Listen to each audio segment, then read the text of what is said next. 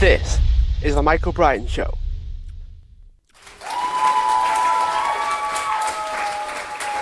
Hi everyone, welcome back to the show, and today I am joined with Dr. Matt Paden, who's the President and Managing Partner of Great Days Leadership. We're discussing all things leadership, and Matt has over 2 decades of experience in this. So, Matt, thanks so much for taking the time and joining me today. I appreciate the opportunity. Looking forward to being on your show. So I'm actually curious about how leadership has shifted over the last 2 decades. I imagine it's gone on quite the journey. Yeah, it's a great question. I think as someone who's studied it at the academic level and tried to study it at the just the practical level day to day, and somebody who's been in leadership roles, I do think the world has shifted, which has created some shifts and changes for leaders, for sure. I think as the world has seen different examples of leadership, and by leadership, if you could see me, you'd see I'm using air quotes. People who assume leadership positions across the world have kind of made a mockery of the word leadership in my mind, as they have turned it into a more visible force for self rather than a self for others. And I think probably the biggest shift is, I think, growing up, and probably I was naive, and possibly I was just unaware because of the world that has changed in terms of the internet and social media and all the things we know about leaders now. I think the biggest change has been that it seems that there are far fewer leaders who are in positions of authority and potentially influence that are seeking to further their own agendas than the agendas of those they lead. And that, I think that's probably the biggest change. And while that's probably always been the case at some level, I do think we know so much more about it now that it creates some major gaps between leaders and followers. The credibility issues with people in leadership roles are just enormous.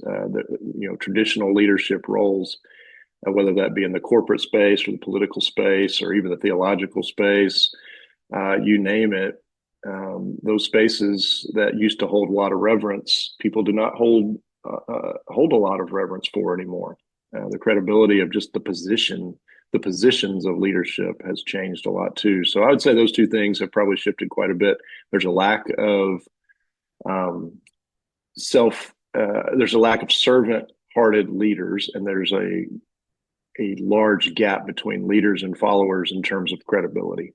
That's a really interesting point, and I wonder what your thoughts would be if someone was to say, well, maybe their leadership position or their position of influence, maybe they were given it or granted it by followers. When you get used to people posting content or showing up as themselves, so to speak, and then the followers will come, they've in some ways either considered them a leader or someone worth following, even if they might not necessarily have gone in with that. But I guess that's the assumption, isn't it? Maybe they have tried to gain followers or tried to put themselves as a leader.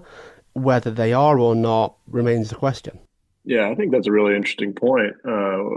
We have so much in our culture about the word influence. We have influencers that are just running rampant, and the reality is leadership is about influence more than power in some ways. And so you're right, creating followers, creating fans, creating people who support you is kind of just part of the ethos of the world these days. And so I think you're right. I think some folks, they create these followings, and they then start to turn that into potentially they can turn that into this power play where I know I have the influence over you, so follow me as we go do this. And there's something to that, and it's always been the case. I mean, that's why those running for election, those seeking promotion, they're often the ones working the room, working the audience, speaking to crowds, doing all the things. I think now in the social media age, we get to hear people's thoughts, ideas, and opinions on every topic under the sun, and it does. There are things that are said by people that connect. And I don't think we get to know people, but we begin to trust people based on what we see in their on their social media feeds and that sort of thing. And what we really don't know is who they really are. And I think people promote their best days or their best versions of themselves. They're not gonna. We're not gonna know who these people are really, and that makes it really, really dangerous, if you will, to have leaders who have that kind of influence over folks. And I do think there are some good things that come with that, but there's also a lot of challenges. What would you say are some of the good things? So, on a list of good and bad, what about the good and bad of leadership or trying to choose certain leaders based off certain things? Are there any good and bad of maybe making your leadership decision, like who to follow? Well, I do think it's easier to share information. So I think communication can be good with the tools of today via social media, especially in the internet, anything related to that. I do think communication can be better.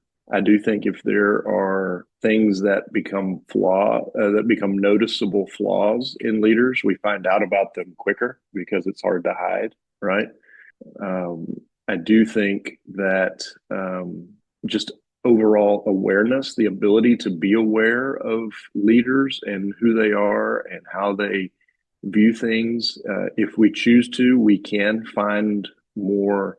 There's more out there. There's more available to us about them, who they are now, and then we can choose to decide if it's real or AI generated or whatever it may be these days. But I do think so. I do think communication, awareness, those sorts of things can be good in today's world about what we know about these leaders that we are being asked to or encouraged to or influenced to follow. What I found interesting as well is that there are loads of people that would buy into their own ideas, whether it's like a an ego thing, maybe it's a personality thing, maybe they just like the feeling of people liking their content or who they are as a person. That can become its own little beast where they like it, their followers are liking it, and it just becomes this train that becomes difficult to stop until something happens. Whether they're pushing their own agendas this time, whatever it happens to be, what happens then with these people that are in these positions? So you're talking about the people that are becoming leaders, or at least they are gaining followers for doing what it is that they're doing. What do they go through? What's it like for them? Well, I think a couple of things, Mike, to your point. I think multiple things. Leadership is complicated, and I tell people all the time that leadership is not just complicated; it's messy, right? And it's messy because people are involved. In a business setting, the organization may be designed to sell some type of item or product. Often it's not the item or the product that's the problem for a leader. It can be, but more often it's the people. It's the people who are hired to market that product, sell that product, design that product, finance that product, whatever the role people play. So leadership is so complex and it's so messy. And I think leaders, especially those who in this new day have found themselves with some kind of following, whether that be in the professional setting or in the social and personal setting or whatever context it may be. I think sometimes people wake up and they see that they've got all these people following them, and uh, that can be messy and it can be hard. It's also something that we talk about a lot is that leadership is lonely. Sometimes people don't realize how lonely leadership is for those in organizations, especially large organizations. Uh, I know many leaders, CEOs, executives who are, variety of different types of industries and organizations who, if you ask them to name their closest friend, it's hard for them. Their closest ally in the organization. Now they may have people who follow them and are close by, but in terms of like being real and open and honest, being in an open and real and honest relationship, I think a lot of leaders find themselves to be extremely lonely. And so here we have this whole generation of influencers, if you will, go back to picking on influencers for a minute. They've got these followings, and that may seem really good and wonderful when you see the clip after the 50 they recorded that they put online, but you got to wonder the pressure because they often also find themselves being pretty lonely. They may have a family, they may have some close friends, but in terms of their leadership, they can find themselves to be lonely, stuck in these complicated messes where people are involved, and it can be a lot for people. It can be a lot to handle and maneuver, and there can be a lot of stress and strain. I think maybe more so now than ever before for leaders. Do you find then that that's just part of it? When you think of people that have been given this position, so they've accumulated followers, they've got fans, they've got people that support them, and then it kind of takes a whole new meaning. So when they first started, things were easy, things were straightforward, things were a lot cleaner than they started to become when people actually started to take notice and start supporting them. But then there's a voice in the back of my mind, Matt, where it's thinking, well, that's what you wanted. Unless you're posting just for yourself in a way, you're wanting to be noticed. Otherwise, you would just keep it to yourself. So why do you think there's that situation where initially it all sounds nice? But then when they start to get it, as you said, the pressure starts to mount up. They start to feel somewhat responsible. And there's a piece of me as well, Matt, that thinks, well, that is not a good thing. Like, if you're completely apathetic to the whole thing and everything is just transactional, everything is, I'm just going to keep doing this and I'm not going to really matter about the repercussions or consequences or whatever the case is, that almost sounds worse than if the pressure did mount up because you feel somewhat responsible. Yeah, I think so. Forgive me, I don't remember who said this first, but I've heard it be said that leadership is a glorious burden, and there's something to that. There's something that you step into a leadership space, whether it be in a professional setting or otherwise. You step into this space, or it emerges around you. I think about the entrepreneur who starts a business and all of a sudden it takes off, and he or she went from being by themselves to adding a person or two to adding 10 people to 50 people to 100 people, whatever it may be, and all of a sudden they look around and wow, this is exactly what we had hoped, but man, there are so many more things to think about. And I think sometimes people just don't know. I think the world glamorizes the word leadership. And I think people don't talk enough about how hard it can be.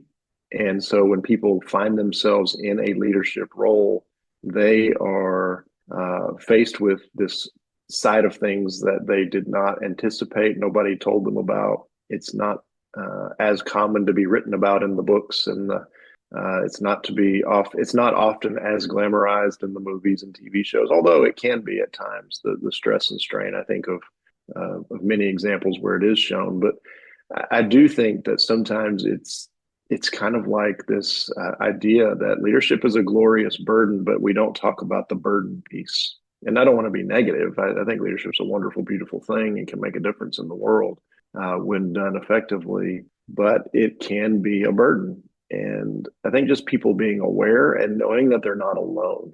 I think sometimes that loneliness that I mentioned a moment ago, I think sometimes they need to better understand that there are other people who are in this with them and who are dealing with the same things. And I just think people don't know where to look for that and don't know that they should look for that. It's okay to be vulnerable, to raise your hand and say, "Hey, I'm here now, and this isn't what I thought it was going to be." So I do think there's a variety of things that come into play, Michael, and I think it's a great question about why is it that people find themselves in these roles, and it's like this is not what I thought, even though I aspired for some of these things. This whole package is not exactly what I anticipated it being. That's an interesting concept, just all on its own, because I know that some people would say that, but you've got parents, you've got teachers, you've got friends, and you're making suggestions for friends and family, you're giving advice, you're trying to help even the people in your immediate circle. So, in a way, leadership is for everyone, isn't it? Oh yeah, That's one of the things we talk about, even in the book that we have coming out in a few weeks. That's one of the first things we say. I believe that leadership is for everyone. It's for the CEO. It's also for the manager of the small team. It's for the stay-at-home parent. It's for the church pastor. It's for the community organizer. Leadership is for everyone. And part of that is because the first person we have to lead is ourselves. And that's probably the hardest person to lead, to be honest, sometimes, because we do have to seek to grow and learn, and that can be tricky for those of us that are trying to learn things to help improve ourselves. It's easier sometimes to point out the flaws in others than ourselves, but because we have to lead ourselves from where we are to where we need to be or want to be, everyone is a leader. It may look a little different. It may manifest itself a little different for the CEO of a giant company or the military leader or the soccer coach or the whoever it may be. It may look a little different for every person, but everybody is a leader. Would you say that there are any common themes then from one leader to the other? When you said leading yourself and things like that, what are some of the common traits of people that are able to lead themselves? Yeah, I think there are. I would say that there are eight what we call core principles that leaders need to be thinking about. We write about this in our book. The first thing is that leadership, whether it is for a small group or a large entity, leadership is about working for the good of other people. And it's about our focus. And if our focus is on self, even if when I say we lead ourselves, the focus is not just to be selfish. It's so how can I be the best so I can serve others? How can I help myself step into this in a way that elevate other people, right? How can I not bring everybody down, if you will? So the first principle we talk about is working for the good of the people. And there's a mentality, there's a mindset, there is a perspective that has to be in place in order to work for the good of the people. The second thing that goes with that is that in order to work for the good of the people, I cannot have my ego be out of control. We have to keep our egos in check. And it's hard to work for the good of the people if we are narcissistic and everything is about us, right? And it's also hard to have an ego that's out of control if we're focused on working for the good of others and helping to bring out the best in them or provide for them or elevate who they are and allow them the opportunities to bring out their gifts, strengths, talents, and abilities. And so those first two, what we call core principles, kind of go hand in hand. And I would say that that's where a lot of it starts. That's where a lot of leadership growth and development starts. It's not about me, it's about somebody else. And I've got to get myself out of the way so I can help elevate others and not focus on myself so much. And there are, we list six other core principles, but I think everything starts with those two. Is there a world where we actually strike that balance effectively? Because when I think of people looking after themselves so that they can look after others, it sounds like that's a massive balancing act. Because then you've got things like selfless and selfishness, you've got spending too much time on yourself and not enough time with the people that you're trying to help or lead or support. That sounds like a nightmare to try and balance all of those things. So, how do we get the balance right? Well, you are right. There is a tricky balance to things. I think C.S. Lewis said it best years ago. This idea of humility is not having a lesser view of self, it's having a proper view of self. And I think that is really important to consider. And what proper view of self means in the term of leadership, if I am not working on myself a little bit, how can I pour into other people? How can I show up for others if I am not at my best or if I am depleted in terms of my energy or my passion or my knowledge or my skill set? If I'm not staying on top of things. So there is a part of it that you do have to think about, how do I show up for people? How do I enter this space and be helpful to these people? And some of that is I have to equip myself. I have to, it's just like on an airplane. where they say you've got to, if you're traveling with a child, they will look at you and say you have to put your air mask, oxygen mask on before you put one on your child. It's because if you don't, you're no use to that child. The same thing can be said for leaders. You have to balance, as you said, the idea that I have to keep working on myself while I am also working for the good of these other people. And there it is a balancing act and it can be tricky. Now, what happens is for those that are truly servant-hearted leaders, what happens is often they pour so much into other people that they lose track of taking care of themselves. I know so many well-intentioned, big-hearted, really caring and empathetic leaders who are burnt out completely. And they keep going back because they have a love for the mission of their organization. They have a love for the people in their organization. But every day is just such a grind because it's just exhausting. And when you ask them, how are you taking care of yourself? And they look at you and say, oh, I haven't had time to, take a day off. Or I'll ask people, when was the last time you just went for a walk? And they'll say, I haven't. Who has time to go for a walk? And that's let alone a regular exercise routine, right? Or, they eat on the go. These people too, Michael, but it's a true balancing act, and it is tricky, and it is hard, and it is taxing to balance the two, but it's so worth it because when those things come together in a way where we have a proper view of self and we're working for the good of others, that's where real impact happens, and that's where the difference happens. And while there's other principles we can and we'll talk about today, I do think I do think those two start and they can be managed together, but you're right. There is a delicate balance that has to be focused on. And when you focus on it, when you focus on things, they tend to grow. But if you just go through the day and just chase whatever shows up next, you're going to be burnt out and you're either going to be chasing things that benefit you or you're going to be pouring so much into others, you're not going to be able to get up the next day and keep it going. And that limits your leadership ability. So that balance is tricky. It's not easy. And it is something that all leaders must take into account. I'm picturing a world as well where you'll have people that are in these positions where when they're helping others, they're all happy and great and they're getting what they want as well. But then as soon as you turn inward and you start to work on yourself, someone watching doesn't realise this is the only 20 minutes that you get all day to actually help yourself. They will start to say, oh, you're selfish, looking after yourself, look at you, this sort of thing. And you almost have to justify yourself with every single action that you're taking.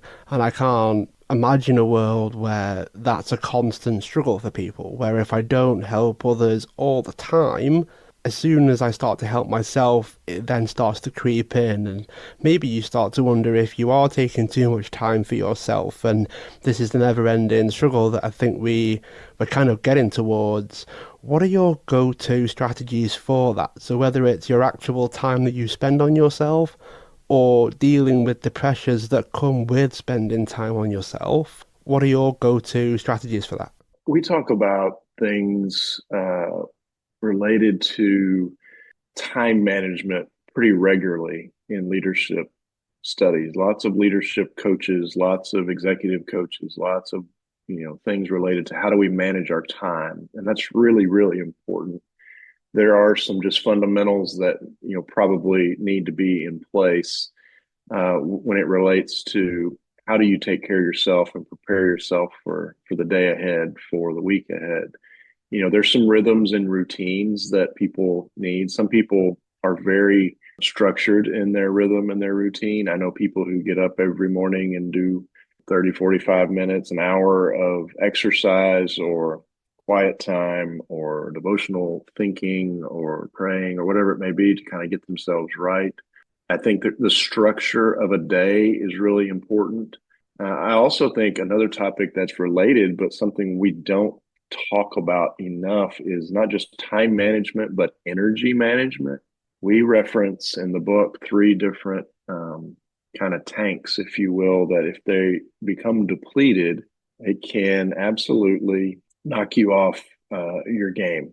It can wreck your day. It can lead to a lot of bad things, but those tanks are physical, spiritual, and emotional. And we believe that you've got to do some things proactively to keep those tanks full. By saying that, it creates an awareness that I have to think about myself in terms of those, at least those three categories. I'm sure there's others that people talk about, but for us, the physical is that piece. It's that balancing of, with my time. How do I energize myself? Is that exercise? Is that eating right? Is that, making sure I go for the walk in between, hard meetings for, just walk around the block for 5 minutes and being okay if somebody sees me not sitting at my desk, uh, you know, pushing through to the next thing. There's just something that's so important about the physical, the spiritual side.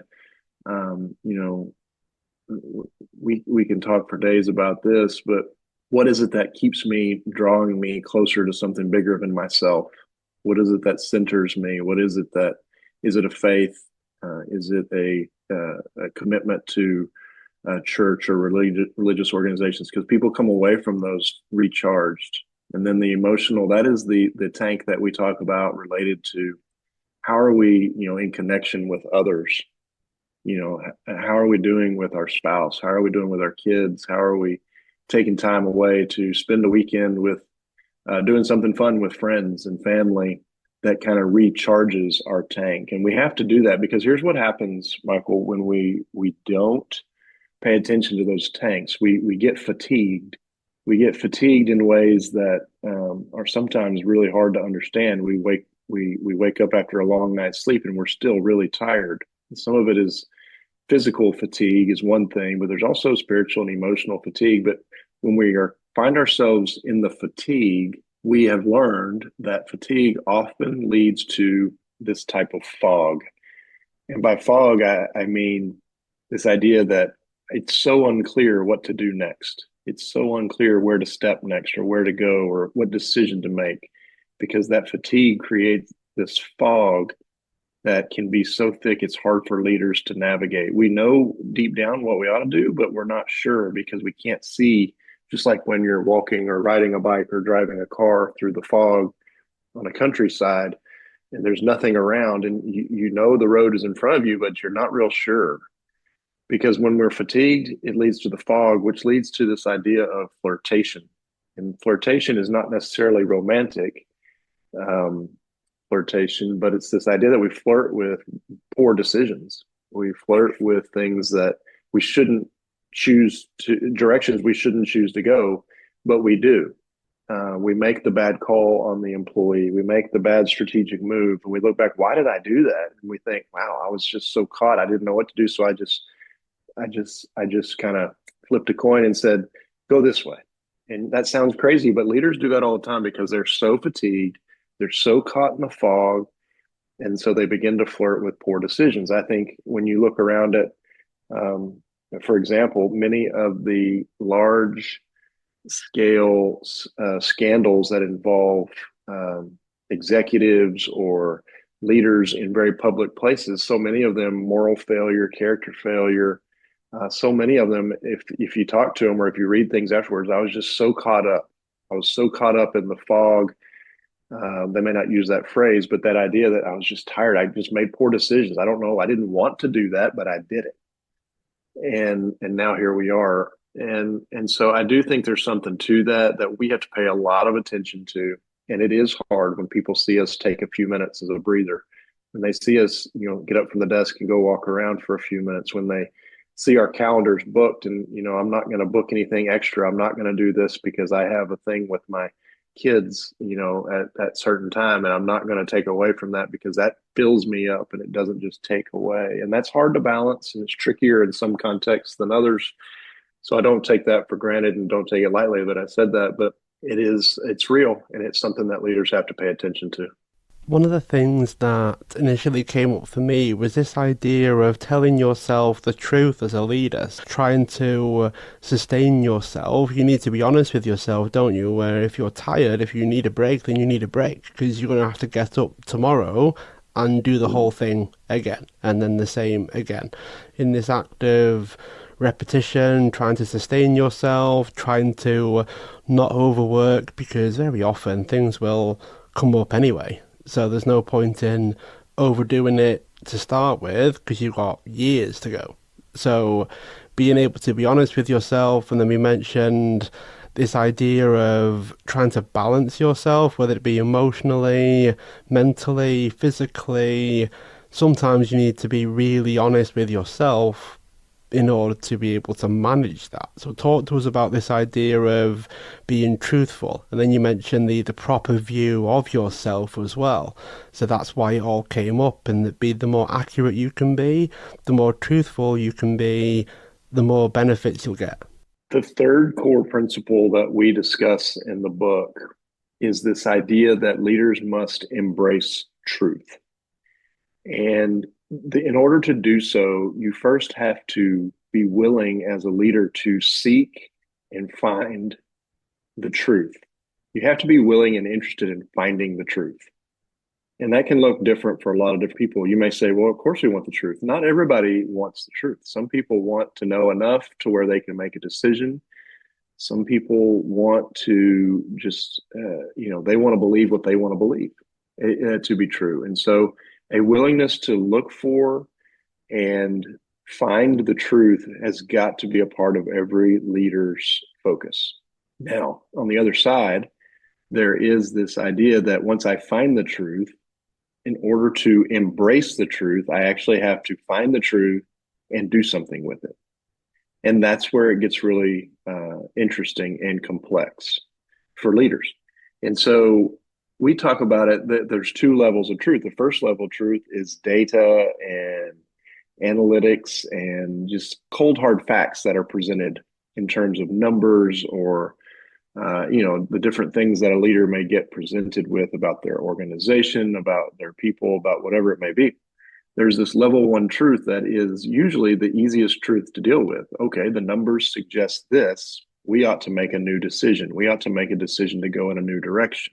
Level two truth is a lot more complicated, and it's a lot harder for leaders because level two truth is personal truth. It's the truth about me. It's when one of my team members comes to me and says, hey, the way you handled yourself in that meeting was inappropriate, or the way you talked to those people, that really let them down. I have the choice as a leader in that moment when I'm faced with level two truth to get defensive or push back, or I can take that, learn from it, go and apologize, go make it right, go figure out how to do things better the next time. But that is where most leaders, or many leaders, I shouldn't say most, many leaders find themselves stuck. They find themselves stuck in the fog, as we talked about before, but they also find themselves stuck when they're faced with the truth about themselves as leaders and about themselves in terms of their organization. Sometimes we don't want to believe what is put in front of us, and we have to embrace the truth if we're going to be effective leaders. And that truth, those truths can be on all kinds of levels and from all different directions. But as a leader, we must look for it. We must find it. We must do our best to understand all the different angles of this truth that has been presented. And then we must act. And that's how we embrace the truth. And that's how we make a difference in our organizations. How would you suppose leaders could be a little bit more courageous about it? Because it sounds like you need to be very brave when you're faced with the truth, whether it's a personal truth or otherwise, to then go out and act on it. Whether it's something difficult, whether it's something easy, I imagine trying to do things based on the truth being quite difficult to navigate. Oh, absolutely. Courage is part of leadership. It has to be. The courage to do what's right, the courage to do the next right thing, the courage to do things when it's hard. Leaders have to do, especially I think about it in organizations, from an organizational standpoint, leaders find themselves into these roles and they're not going to be there forever. And sometimes leaders get caught up thinking they are going to be the CEO of this company forever. The reality is it's probably for a season of time. And frankly, retention rates and longevity rates for CEOs and executives, especially, are not all that long sometimes, depending on the industry. But what we have to do is we have to have the courage to do the thing that the next leadership team or leader will appreciate us doing. We can't further a problem. We have to know that, yeah, if I make this decision, This product, for example, has been our best-selling product for for the first 20 years of our company, but for the last 20 years, it's been holding us back. But it's kind of what it's part of what established us as a legitimate brand in the marketplace. But now it drags us and it drains us. Somebody needs to step up and with courage and say, either we need to fix this product and make it more relevant, or we need to end this product because it's dragging the whole company down. That takes courage because so many organizations have things that are associated with them that are personal, that are historical, that are part of our DNA, part of our culture. And that is really tough. But leadership, like I said before, is messy. And part of that messiness is that leaders have to step up and do the next right thing. And that is, it requires courage. It requires a boldness. It requires the ability to see to the other side and know that if we do this and we do this well, we're going to be better for it. Whether everybody understands that or not, leaders have to stand in that place between what people understand and where they need to be and lead change. And change makers need courage. What else do you think could make leaders more effective? So I imagine it's all based on the industry and situations, and maybe someone that goes in sort of loud and proud, and then the next situation requires them to be quiet and calm and collected. And I imagine there's a whole lot that goes into it. But what can make leaders more effective? What do they need more of? One of the concepts associated with leadership that is talked about a lot is this idea of emotional intelligence, the awareness of who I am and how I intersect with the world, and also its secondary principle, which is understanding who other people are and how we all navigate this together. The ability to read the room, right? Emotional intelligence is such a critical component of leadership. An element or a principle, rather, that we talk about in the book that speaks to your question, I think that goes along with this idea of emotional intelligence, is the idea that we encourage people to be coachable. I think leaders have to see themselves as lifelong learners. And in order to do that, you've got to have a mindset that I am here to learn. I don't have it all figured out. I'll tell you a quick story, if I may. Years ago, I was in a room full of executive level leaders here in Nashville, Tennessee. And we had one of the world's leading executive coaches doing a presentation for this group. His name is Marshall Goldsmith, best-selling author, speaker. Harvard University votes him the number one leadership coach year in, year out. I mean, he's a big-time person who understands what it means to lead and has impacted the lives of countless leaders and has impacted countless organizations because he has helped leaders find the next best way to go, the best direction to go. I was in this room full of these leaders, and he was doing an activity where people were going up, and he kind of had them walking around the room and talking and answering these prompts. And it was engaging. It was fun. It was kind of one of these quick, you would go in and say something, and then the other person had to turn around and say something else. And anyway, it was just an activity, and it was interesting. And I noticed there was an executive who was standing off to the side. And as we walked around the room and I got to that side, I knew this person. And I said, have you ever thought about, I said, isn't this great? And he kind of shrugged. And he said, I don't really do this kind of thing. And I thought that was interesting. And so we made our way around the room, and Mr. Goldsmith kept doing the activity. And then I made my way back around to that side of the room. And I asked the guy again, I said, have you ever used an executive coach? I just asked him. And he said, oh, no. He said, I do the coaching. I don't need a coach. And I thought about that. And I was like, wow. And, I kind of went on with the evening, and, I didn't know that person's company or organization all that well at that point. But I do know later on that person had a lot of challenges within their organization, and some that became fairly public. And as I learned more about what was really going on at that particular person's organization, a lot of it stemmed from an attitude that individual had it all figured out. They had all the answers. They didn't take advice. They didn't seek advice. They were not teachable. They others would suggest they had tried to help this person and they got nowhere. And it's just this spirit that seemed to be, and he was a good person, in a lot of ways, but not an evil person, but just fully convinced of the fact that he didn't have anything else to learn.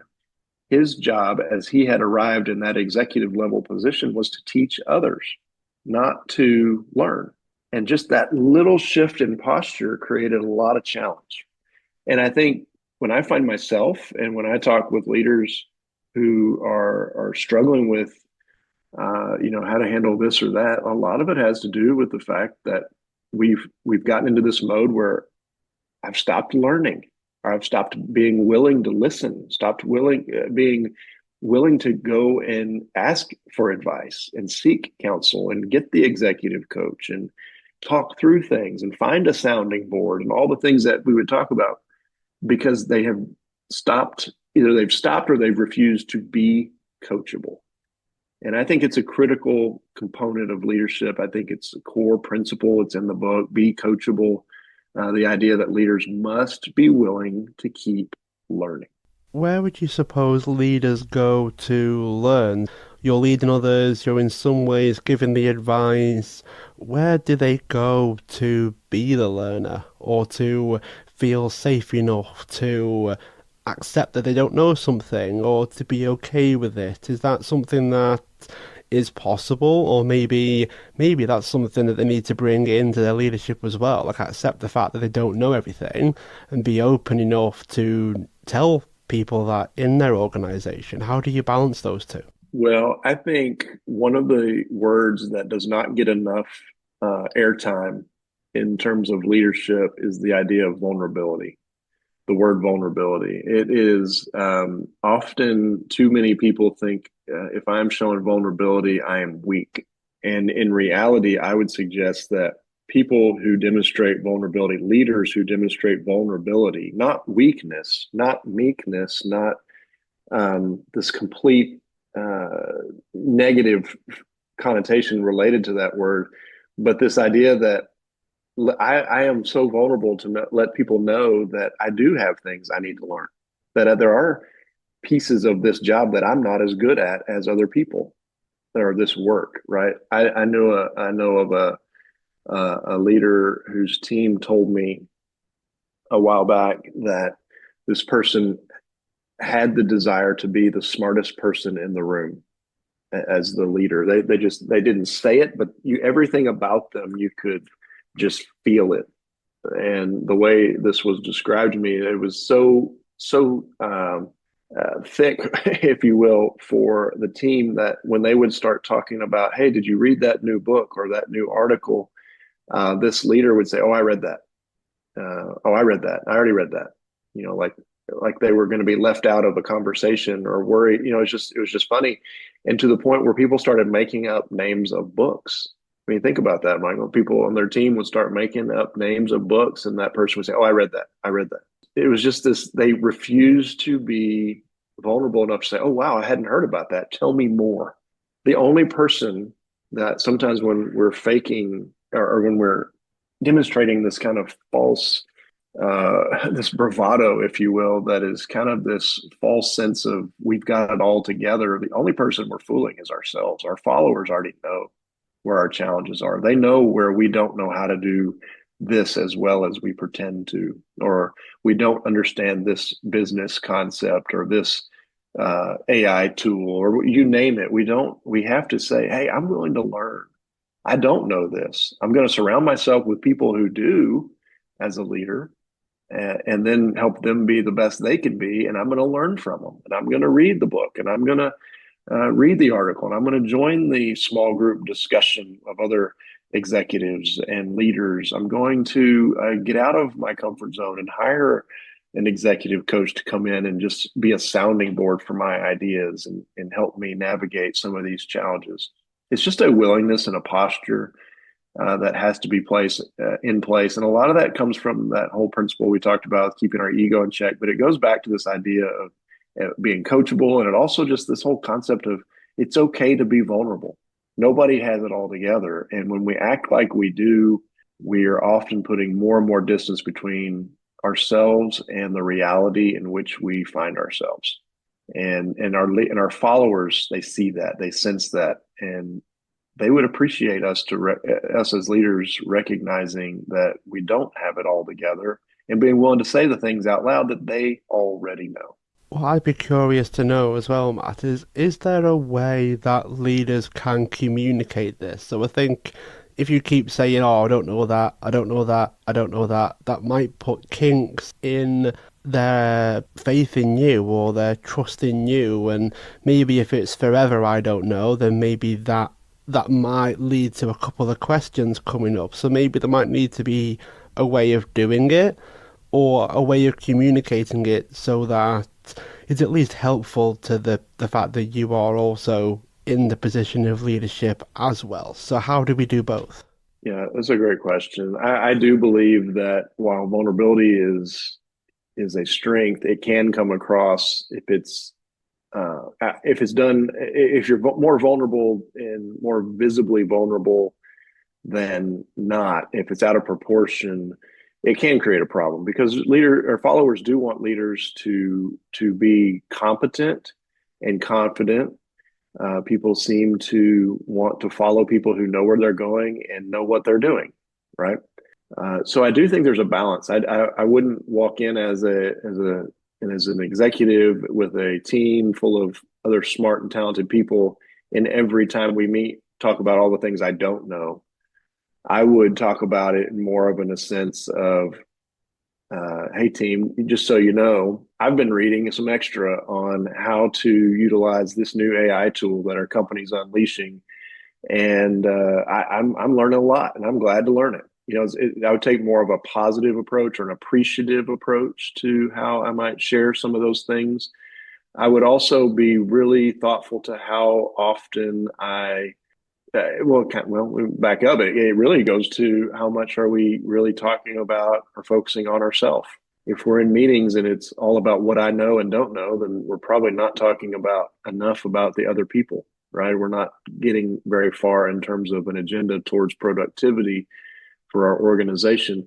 And so I think there's a balancing as part of that emotional intelligence is knowing self and understanding self and how it intersects with others and who they are. And I think you as a leader, we as leaders have to continually be thinking, okay, I don't want to fake my way through this, but I don't want necessarily everybody to think and know that I don't know what they're talking about. And so I can choose to use emotional intelligence and say, I can raise my hand in that moment and say, can somebody tell me some more about this? Or I can write it down and go read about it later and come back the next time we're talking about it again and add more value to the meeting. And I think there's a balancing act because there's a time to raise your hand and say, hey, tell me some more about this. I'm not quite sure I get it, but I want to, and I will, and have the confidence to say, I'm going to learn this. Just help me understand where we are right now versus I'm going to come back and I'm going to write this topic down. There's things I write down in meetings all the time, topics, tools that we're learning in our company that I try to go back and figure out later because there's other people who know it really well, and that's great. They're doing their job and they need to know it better than I do, but I need to understand it as well. But I don't make a deal out of it in the middle of a meeting that I am new to this and I don't understand. What I do is write it down and try to go learn something about it so I can ask better questions moving forward. I may never be the expert that they are, but a lot of it has to do with that emotional intelligence and being able to balance and kind of read the room and know how to throttle up or back or how to regulate how I come across in this particular topic. It sounds like the ability to do that would make a huge difference. And it also made me think, how does curiosity play a part? So if you're curious about the other person, you're curious about the topic, and you communicate things in a way that you mentioned, I can only imagine you would go so much further. So how does curiosity play a part, and what are some of the things that you would suggest in terms of maintaining the curiosity and hopefully using it to your advantage as well? A couple of things come to mind. First, all work starts with the ideation stage. All work, all new programs, new products, new strategies start with questions. And so we have to be asking questions. Is this the best way to do this? Why do we do it this way? Have we always done it this way? Is this the best option for us now? Those are all questions that lead us towards a new opportunity or towards a growth opportunity. So all work starts with questions and then moves into activation and then on into implementation. The way we do that is really, really important. And the way that we focus on that is really important. I think we need time and space to be curious. We have to provide ourselves some space to look around and see what's going on in the world around us. Especially with the ability to be inquisitive and curious, we have to give ourselves space. One of the best things I ever heard years ago, and I forget who said it, but I remember what was said. This was 20, 25 years ago. Is if I am in a certain type of business, I need to look around at other types of businesses and see what's working there because it may spark the new opportunity, the new idea for my area of influence or my organization.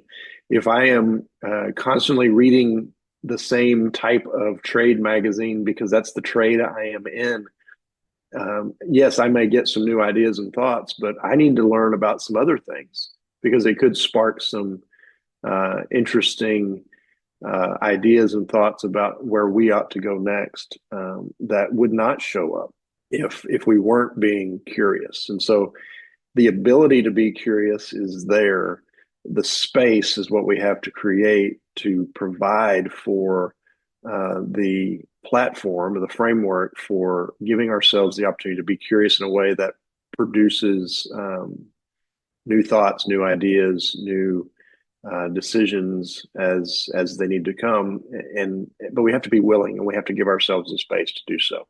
We've covered a lot of things here, Matt, and I'm curious about how do leaders fit all of this in? I keep thinking, oh, well, there aren't enough hours in the day to be able to do all of these things. So how do you manage it? How do leaders manage themselves, other people, remain curious, be honest with themselves? It sounds like you'd have a to-do list as long as your arm, and it would never actually get filled because there's just not enough time in the day. So how do you manage it? Is it a per day thing? Is it a per week thing? Is it this never ending cycle? How do you do it? The reality is there's a principle. It's not necessarily in the book, but it's this principle related to the topic of appreciative inquiry. The principle is that what you focus on grows. So many times in life, you can look back and say, okay, well, how did we get from where we were to where we are? Well, we focused on it. And I think there's an intentionality that has to be a part of leadership. You're right. It sounds like, as we've discussed today, it sounds like there's a lot that leaders have to do. The reality is what we talk about. It's not so much about what they do, it's who they are. When we talk about working for the good of the people, that is a focus. That's a mindset. That's part of why I get up in the morning. I keep my ego in check. That is a principle that's not just an activity to do. It's a way of being as much as possible. We all have an ego, and there are moments we all struggle. But when it comes to embracing truth, it's not just an extra activity to put on the calendar. It's who we are. When we talk about how we show up for people, when we talk about how we pace ourselves, the idea of being coachable and other principles. That is a way of being, not just another thing to do, and that's where leaders have to put the work in and be intentional and focus on who they are, not just what they do. Communication, negotiation, strategy, those are all tactical, important tools to have in the toolkit for a leader. But leadership that makes a difference is based more on who a leader is and not what skill set they have, right? So it's got to be more of this focus. It's got to be an intentionality. It's got to be a continual effort to learn and grow as a person, as a leader, as a human, in order to be more of who it is that my followers need, not just be busier. And I think leaders are busy enough. The world is busy enough. People are busy enough. Leaders need to focus on who they are more than what their calendar looks like. Because in terms of how these things come into be, if I wrote down on my calendar work for the good of the people as a meeting, that's an activity. What I need to do is show up and walking into the office in the morning. If I see somebody, I need to be already on point that says I'm working for them today, right? And down the list. And so it's more of a mentality. It's more of an intentionality about who we are versus what we do, and creating more activity. It's more so a mindset shift and a focus on being the best version of myself. Well, that is a fantastic way to finish us off, Matt. This has been a fascinating conversation. I've enjoyed it. I've enjoyed learning so much about how to be a better leader. For those that are curious about the book, possibly want to connect with you, how could they do that? I appreciate that. So, yes, the core 8 principles for building strong, authentic leadership is available for pre order now and will be available everywhere books are sold online. And if you want to learn more about our work every day at Great Days Leadership, you can go to greatdaysleadership.com, and we would love to hear from you. And you can follow us on social media, on LinkedIn, Instagram, Facebook, and all the places. Thanks so much for being a guest on the show. Those that are listening, feel free to subscribe, share the show, tell others, and also leave a review wherever you are listening into your podcasts. Matt, I've enjoyed this. It's been great, and I look forward to keeping in touch. Thank you. Thank you, Michael. I hope the best for you and for your audience, and hope that more great days lay ahead for you.